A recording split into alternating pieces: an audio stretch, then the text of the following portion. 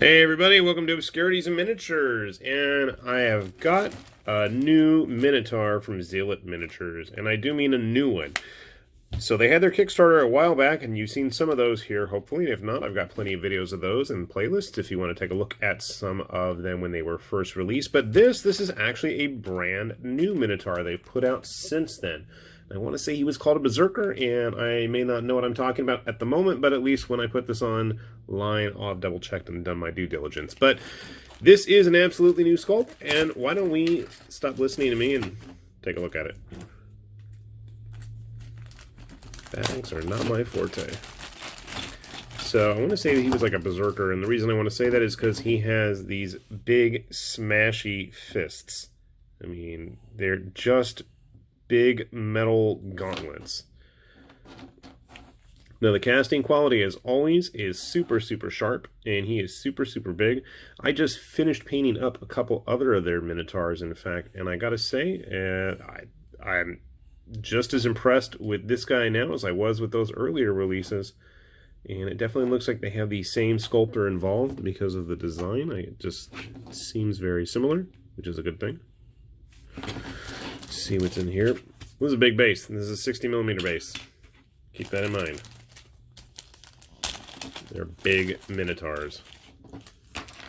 Which is funny because, yeah, this is an earlier release and he's on a 50. That's what I thought. Interesting.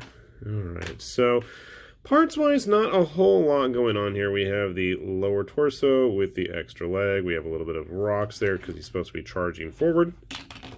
We have the main torso covered with skulls. We have the bashy fist. We have the other arm, suitably spiked. And since there's not enough spikes, we have big honking claws to gouge his enemies to pieces with. And then we have the head, which is two separate pieces here. It is quite bull-like.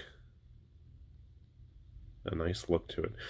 Give me a moment, I'm going to put them all together, and we'll see how he looks when he's all finished. Clear all this clutter out of here while we're at it. And now our Minotaur is done. So he is pretty top heavy. I'm probably going to pin him to the base before I actually go ahead and paint him, so we'll drill a hole in there. But you can see he does take up a lot of space on that 60mm base. Now, if he was standing fully upright, which unfortunately he isn't, he probably would be bigger than both of these guys. Both of these are also Zealot Minotaurs.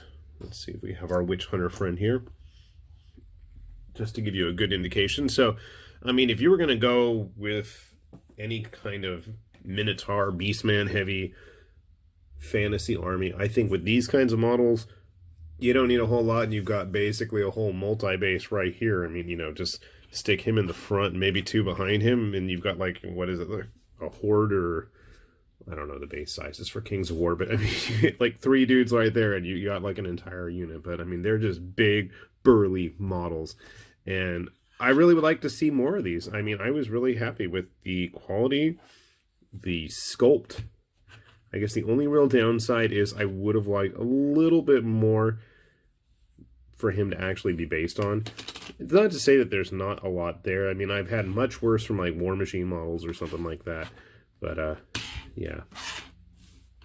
So, good job, Zealot, and hopefully we'll see even more Minotaurs from you guys in the near future. Or, you know what would be even better? Beastmen to go with them. I would love to see some smaller infantry-sized models to hang out with these guys. I mean, as cool as they are, it would be nice to see some other guys to chill with them. But definitely a excellent model to add to the lineup. With that said, this is High Lord Tamberlane with Obscurities and Miniatures. Saying thanks for watching, and hopefully we'll see you back here soon. Bye-bye.